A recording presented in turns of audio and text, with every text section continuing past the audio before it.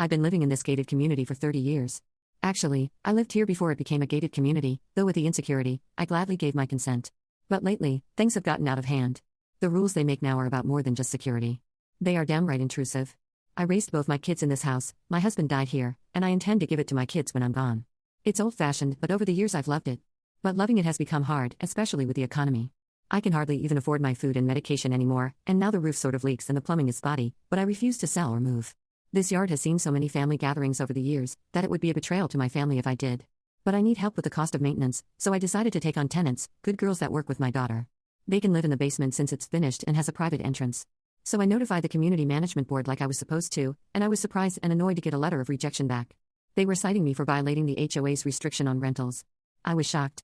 I'd seen other families do the same thing, and I told them so. But they claimed the rule was clear, no partial or full rental of any residence. I reviewed the covenants. They were vague. There was nothing stated outright, just some language about preserving the character of the neighborhood. Still, I didn't want to fight, so I asked to attend the next board meeting to discuss it. I figured if they heard me, maybe we could work something out. That night, when my turn came, I explained that I was on a fixed income, I'd lived here for years without any complaints from any of my neighbors, and my tenants weren't disturbing anyone. The board president didn't look up once. Another member, I recognized him from 3 doors down, spent the entire time I was talking shaking his head no. They upheld the citation and warned me of further penalties if I didn't comply. That would have been the end of it, except that on the way out I bumped into one of my neighbors who worked in real estate. She told me how half the board members were renting out rooms on short-term rental apps. I was stunned. Not one of them had disclosed it publicly. No letters to the HOA, no citations on their doors.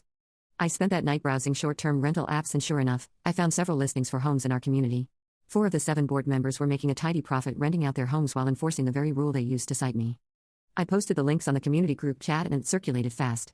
Within a week, there was an emergency meeting called. That meeting was less polite. People spoke up, and a dark-skinned man asked if his own request to sublet his home was refused because he was black, pointing out the coincidence of my own tenants being dark-skinned as well. The board tried to control the narrative, but the trust was gone.